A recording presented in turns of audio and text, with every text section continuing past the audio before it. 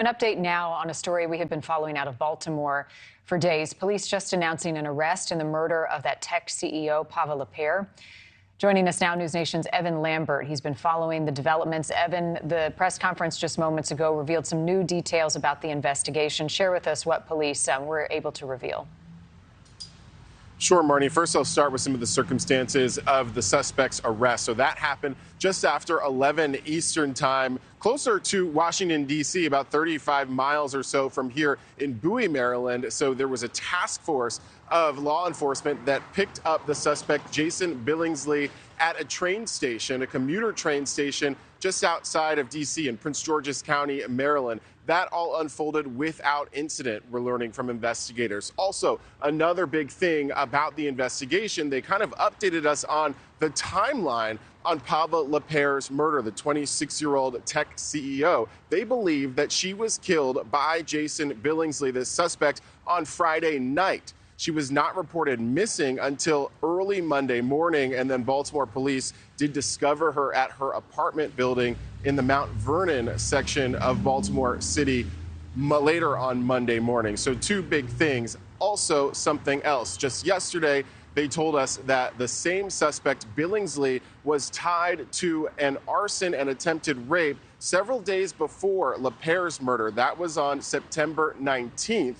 They say within hours, they named or identified Jason Billingsley as a suspect, and from then on, they were surveilling him. So for 6 days, law enforcement supposedly surveilling this suspect, yet he was still able to commit this murder. And they explained that by saying that they were close to tracking him. They were tracking him, I believe, using a cell phone. He then used another device, and they were about a football field away, and he was able to elude them and then able to commit this murder, they say, on Friday. So those are the big takeaways. We've also gotten a statement, Marni, from the family of Pavel Lapierre in reaction to the news of this arrest overnight. They were informed by Baltimore Mayor Scott about that overnight. They say, in part, quote, "We're relieved to know he can no longer hurt other innocent victims.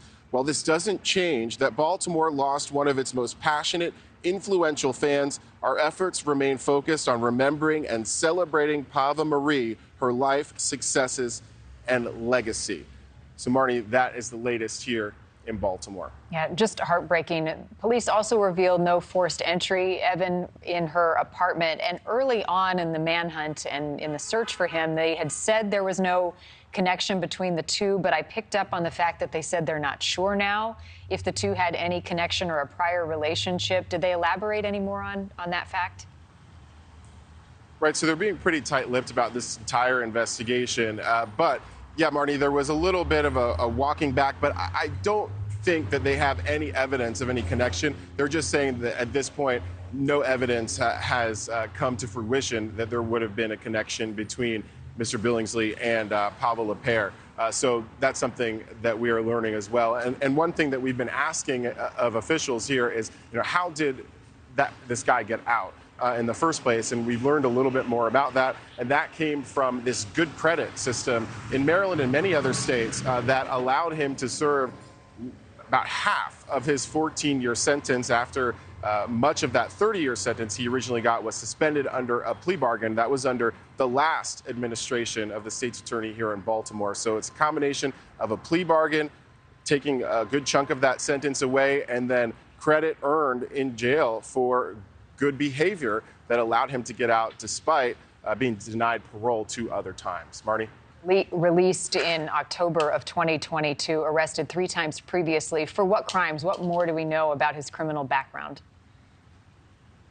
Well, so the one that he was in prison for was a sex offense, and he was a sex offender, registered sex offender as a result of that. That happened in 2013. He was sentenced in 2015. I was looking through some of the court documents yesterday. Essentially, he's accused of choking a woman and forcing her into a sex act. So that is why he ended up in prison and with that 30-year sentence. But again, big chunk of that was suspended, and he was able to get out under statute, under Maryland law, because of the automatic credit that you earn for being in prison without any infractions. And lawmakers today, the mayor, number one, said no rapist should be able to get those good time credits And so the state's attorney as well saying that's something that Maryland lawmakers need to look at, especially after this tragic case. Thank you for watching. Go to newsnationnow.com to find NewsNation on your television provider. And don't forget to click the red subscribe button below to get more of NewsNation's fact-driven, unbiased coverage.